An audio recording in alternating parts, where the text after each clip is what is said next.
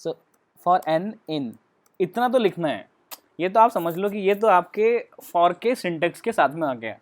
अब इस इन के बाद में आपको क्या क्या लगाना है वो आपके ऊपर है।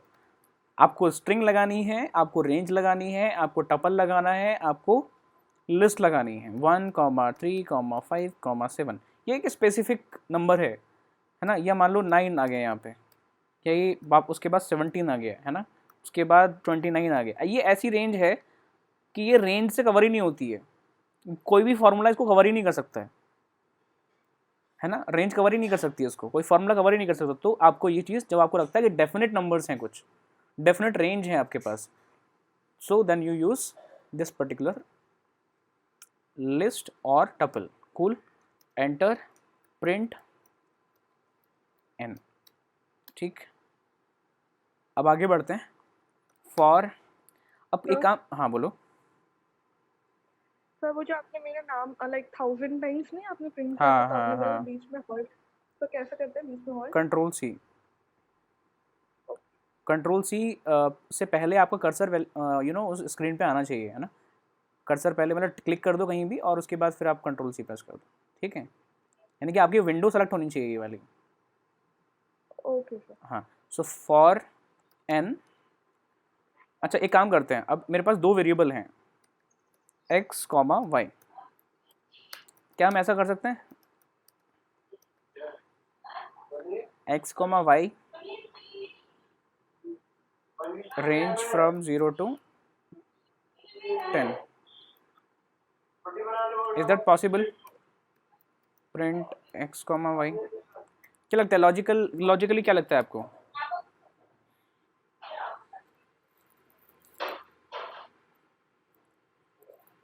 अरे बोलो भाई, इंट्यूशन भी एक नाम की चीज़ होती है ना। कभी कभी तुक्के मारते रहते हैं, मार दो यार।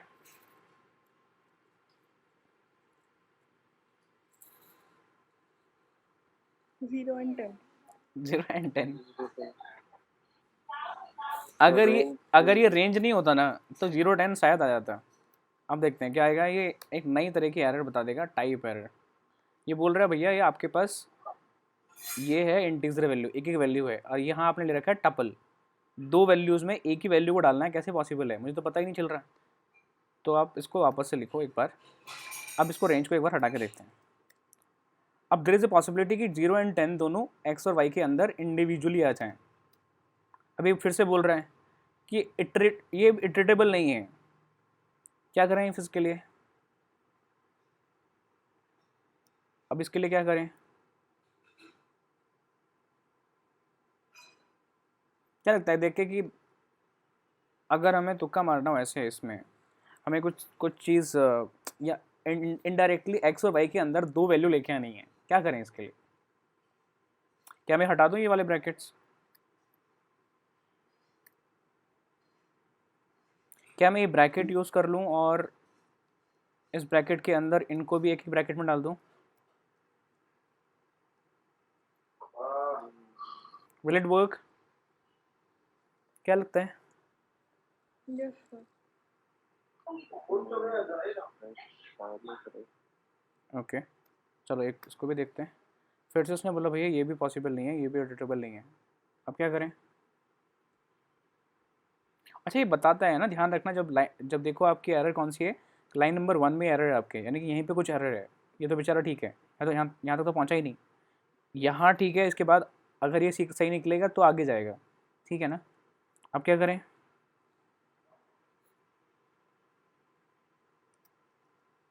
डायरेक्ट लिख के देखें। हम्म, int object is not iterable मतलब क्या हुआ? इटरेटेबल कौन सी चीज़ें हैं? जैसे स्ट्रिंग है, जैसे लिस्ट है, जैसे टपल है, ये इटरेटेबल है।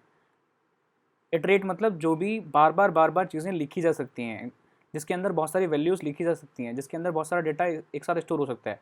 नंबर तो एक सिंगल आइडेंटिटी होती है, सिंगल डिजिट कॉम्बिनेशन होता है। आ रहा है समझ में? you cannot write multiple numbers in a one single variable, right? Right. तो जो भी हमारे other than number data type थे, केवल डेटा टाइप नंबर को छोड़ के बाकी जितने भी हैं वो सब इटरेटेबल हैं। अब क्या करें, ऐसा कुछ काम करेगा ये फिर से बता देगा कि इटरेटेबल नहीं है। बोलो भाई, और क्या लगता है आपको? बट हमें दो तो चाहिए, हमें दोनों में डेटा चाहिए, एक्स में भी चाहिए वाई में भी चाहिए। अगर मैं ये हटा दूं तो बहुत सारे समय भी नहीं होगा। एक ही बात हुई क्या?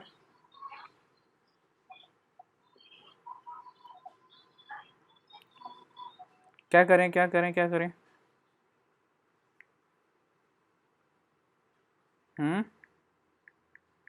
X in 0 and Y in 10. दो बार, हाँ ये भी करके देख लेते हैं, क्योंकि अभी कन्फ्यूजन सब खत्म हो जाएगा ना, तो मज़ा आ जाएगा। X in 0 and Y in 10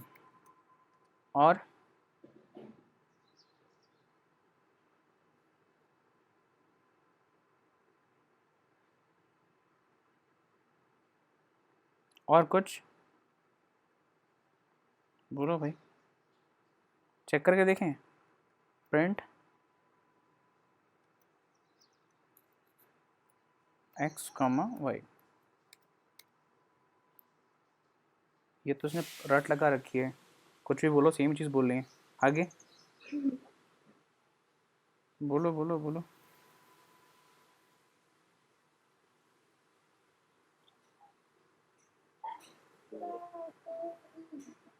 zero में ऊपर में कॉलन डालने तो कैसे, आप बताओ जना, क्या लिखूँ मैं? स्ट्रिंग होगा। फॉर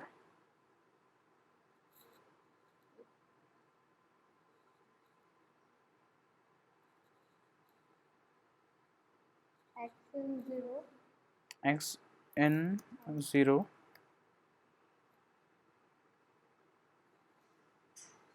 जीरो में ऊपर में कॉलन, जैसे कि स्ट्रिंग में डालते हैं ऐसे। ऐसा, तो कोट्स बोल रही है, ऐसे single quote. X in 0, okay. और एंड वाई ऐसे। ओके, एंड वाई इन 10 20 जो भी ना, colon enter print X comma Y. कह रहा है Y name Y is not defined. X तो चलो 0 में चल जाए शायद से, लेकिन वाई नहीं चलेगा क्योंकि मल्टीपल कंडीशन चल रही हैं। ठीक है, तो एक बार ट्राई करते हैं। देखो मैं कुछ लिख रहा हूँ ना, ध्यान देना। मैं लिखा A comma B comma C is equal to 10 comma 20 comma 30। इसका मीनिंग क्या है? इसका मीनिंग समझ में आ रहा होगा आपको। ये टपल है।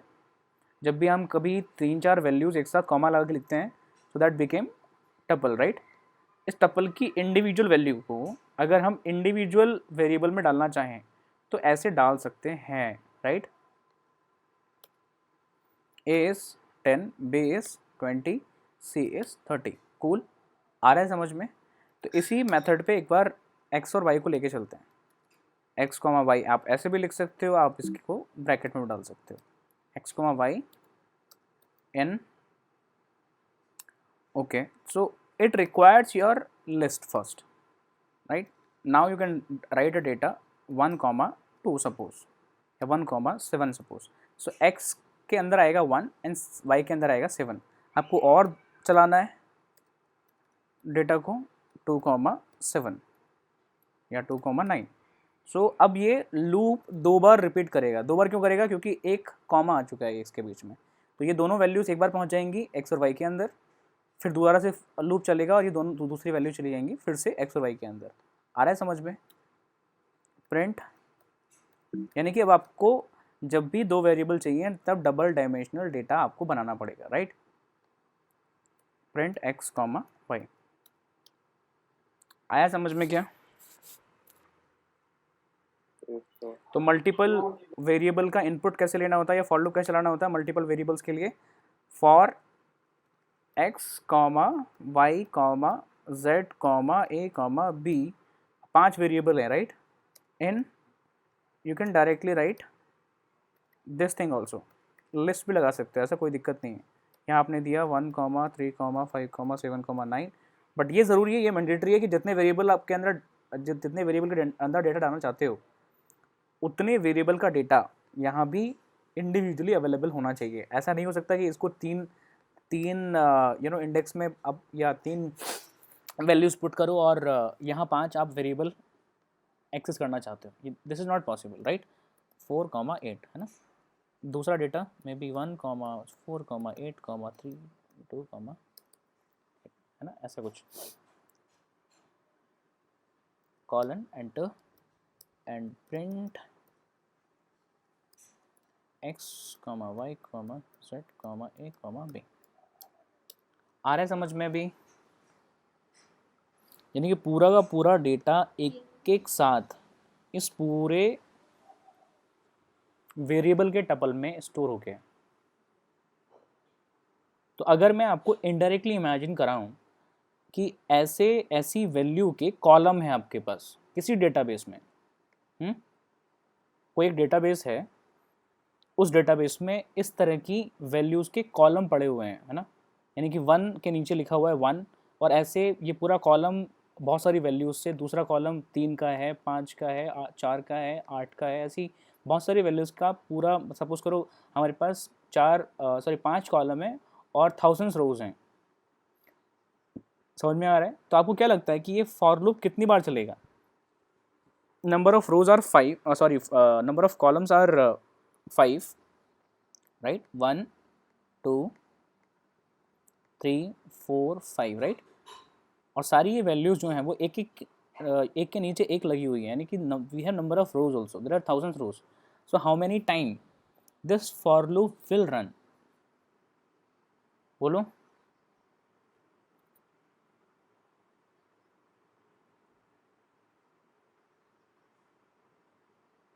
तो इनडायरेक्टली हम लोग ये बात कर रहे हैं ना शायद कि एक डेटा एक रो कॉमा दूसरी रो कॉमा तीसरी रो कॉमा चौथी रो.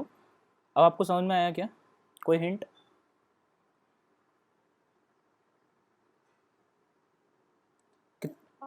एग्जैक्टली फॉर लूप चलेगा 1000 टाइम. तो जितनी रोज होंगी, अब हमेशा मान के चलना जब मल्टीपल डेटा होगा तो जितनी नंबर ऑफ रोज उतनी बार फॉर लूप रन करेगा. कूल है क्या? कोई दिक्कत है किसी को? तो अगर मैं इसको वापस से लिखता हूँ, मैं यहाँ लिखता हूँ हेलो. ये हेलो कितनी बार प्रिंट होगा?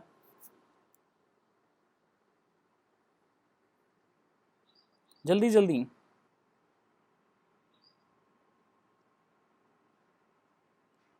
कितनी बार प्रिंट होगा हेलो? और एक बार.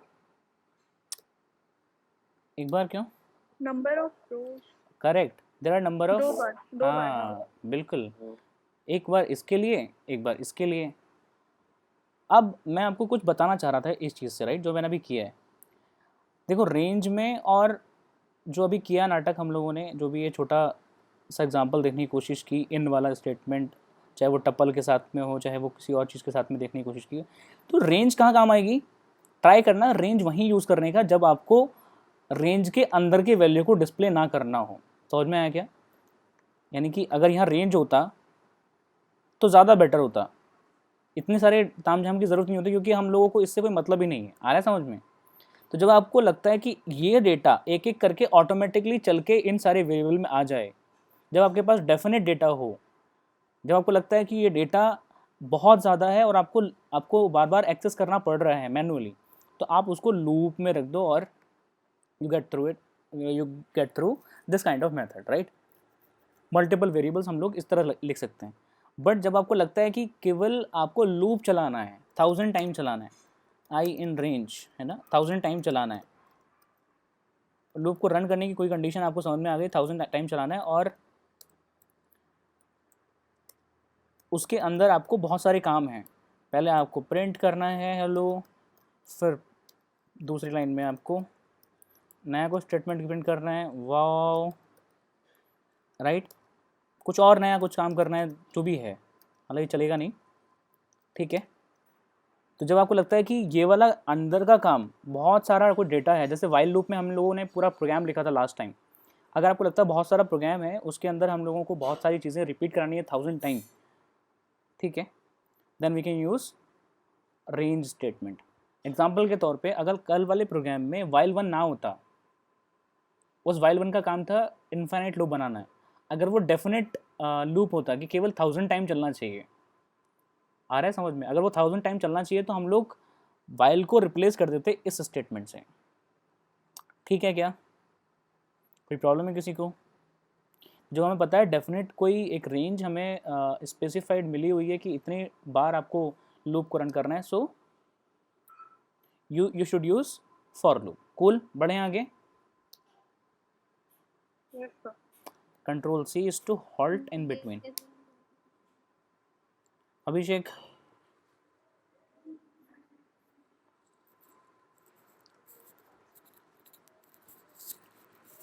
अभिषेक, किशन, क्लियर है?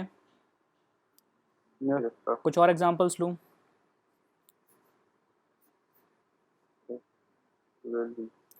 एक वाइल लेके चलते हैं ना, सिमिलर केस के लिए while, while I is less than 100 है ना, कॉलन प्रिंट हेलो। एक ही बात हुई, जो फॉर लूप ने इतना लंबा चढ़ा लिखने की बात किया, इसने केवल एक सिंगल लाइन में कर दिया। तो इट्स अप टू यू कि आप ये वाइल यूज़ करना चाहते हो, आप ये वाइल यूज़ करना चाहते हो या फिर फॉर यूज़ करना चाहते हो। अब इस वाइल में एक प्रॉब्लम है, ये वाइल में एरर आनी चाहिए थी, क्यों आनी चाहिए थी बताना ज़रा। सर मेरा तो एरर आ रहा है। करेक्ट, मेरे पास एरर नहीं आई।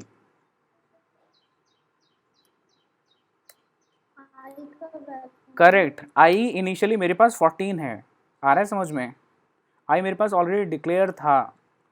अगर मैं डिलीट कर दूं डेल ऑफ आई, है ना, डेल आई है नहीं हमारे पास, सबसे पहले मैंने प्रोग्राम के अंदर केवल ये लिखा हुआ है। अब आई की कोई वैल्यू ही नहीं है, आई की कोई वैल्यू नहीं है, डिक्लेयर नहीं है, इसका मतलब है कि आई लेस देन 100 कैसे हो सकता है, चेक ही नहीं हो सकता। Enter enter, error, I is not defined. तो हमेशा वाइल से पहले आपको आई की वैल्यू डिक्लेयर करनी पड़ेगी, आ रहा है समझ में, I is less than 100 print hi, ठीक है। सो जो काम आपने 3 स्टेटमेंट में किया वाइल के अंदर, वो फॉर के अंदर एक सिंगल लाइन में हो गया। For I in range within bracket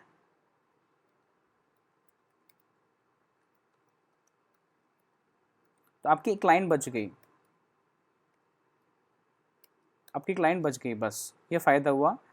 और आप अगर कंपेयर करो कि टाइम कॉम्प्लेक्सिटी किसकी ज़्यादा किसकी कम है, वाइल फास्ट है या फॉर फास्ट है, ऐसा कहना बहुत मुश्किल है। कभी कभी वाइल फास्ट है, कभी कभी फॉर फास्ट है, राइट, डिपेंडिंग। जैसे हम लोगों ने अभी देखा कि लिस्ट बनाई थी हमने डेटा की, रोज़ और कॉलम वाला जो कंसेप्ट डिस्कस किया है, तो काफ़ी ऐसे केसेस में फॉर ही कारगर है, फॉर ही बहुत अच्छा यूज़ में आने वाला है कंपेयर टू वाइल, राइट। और काफ़ी बार वाइल जहाँ भी आपको, जहाँ आपको लगता है कि इनफाइनाइट लूप लगाने हैं, आपको डेफिनेट कंडीशंस के अंदर लूप लगाने हैं, कंडीशन पुट करनी है, तो वहाँ आप वाइल यूज़ करें, क्योंकि वाइल फॉर से कंपैरेटिवली इंडिविजुअल कंडीशंस के लिए बहुत फास्ट है, ठीक है। सो वाइल क्या कंडीशन लगानी है, सपोज करो आई की वैल्यू है 10, राइट। सो वाइल एक कंडीशन लगाते हैं, इफ़ जो भी हमें इफ़ दिमाग में रहता है ना, आई प्लस 10 प्लस कोई भी आई डिवाइड बाई 2, है ना, इसको और लगा लेते हैं, ये कंडीशन है हमारी। मैं क्योंकि एक ही वेरिएबल लेके चल रहा हूँ आई वाला, अगर आई की जगह आई जे के 3-4 वेरिएबल होते तो उनका फॉर्मूला पुट हो जाता है। If it is greater than 100, आ रहा है समझ में, if it is less than 100 whatever formula you want to put, you can put through while. और क्योंकि while के अंदर है तो आई की वैल्यू भी ऑटोमेटिकली इंक्रीमेंट करती रहेगी. पहले आई की वैल्यू 10 थी, फिर ऑटोमेटिकली वैल्यू बढ़ती रहेगी. ठीक है ना. एंड पुट सी. अब ये क्योंकि while लूप कैसे, ये एक इनफाइनाइट लूप बन चुका है. Control C. ये एक इनफाइनाइट लूप बन चुका है. क्यों? अगर हमने यहाँ इसके बाद आई की वैल्यू बढ़ाते, I is equal to I plus 1. आ रहा है समझ में? वापस से लिख देता हूँ. आई की वैल्यू इज 10 अभी भी.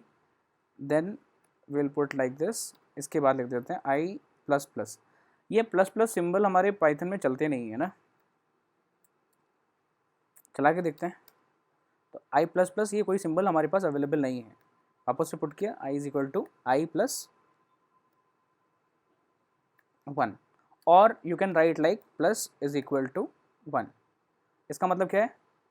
इस स्टेटमेंट का मीनिंग भी I is equal to I plus 1 ही होता है. Right. Cool. So enter. Enter. अभी कितनी बार चलेगा ये?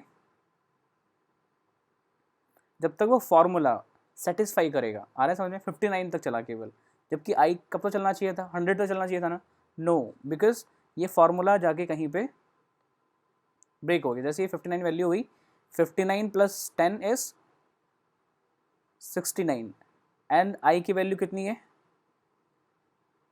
आई की वैल्यू कितनी है? 59. देख रहे हो ना? आई की वैल्यू कितनी है? 59. तो 59 divide by 2 is 59 divide by 2 is everyone 29.8. So 69 plus 29.5 is 100.5 around. So which is less than 100? No. So it has come out of this particular while. So while has been broken. कोई दिक्कत है किसी को अभी तक? मैं जो समझाने की कोशिश कर रहा हूँ क्या वो आपको समझ में आ रहा है? मेरा कंसर्न केवल दोनों को इतना डिटेल जाने का यही है कि कब while को यूज़ करना है, किस कंडीशन में. आपके दिमाग में आना चाहिए. जैसे मैं कोई लॉजिक कोई प्रोग्राम देता हूँ, मुझे कोई लॉजिक देता है बनाने के लिए कि सर ये काम आपको करना है, क्या आप कर सकते हैं क्या? तो मेरे दिमाग में सबसे पहले वो लॉजिक जब डेवलप होगा तो ये ध्यान रखना चाहिए कि इस लॉजिक के इस पर्टिकुलर स्टेटमेंट के लिए मुझे इफ़ यूज़ करना है, मुझे फॉर यूज़ करना है, मुझे वाइल यूज़ करना है, किसको किसके अंदर रखना है, कौन हिरार्की में पहले आएगा, कौन बाद में आएगा, किसका इंडेंटेशन किसके अंदर आएगा, लूप के अंदर क्या चीज़ चलने वाली है, वो चीज़ एकदम से फ्रेम हो जानी चाहिए. अब आप ये कंफ्यूज ना हो कि यहाँ पे फॉर यूज़ कर लूँ कि वाइल यूज़ कर लूँ. कंफ्यूज ही नहीं होना, बिल्कुल स्ट्रेट फॉरवर्ड यूज़ करना है फटाफट.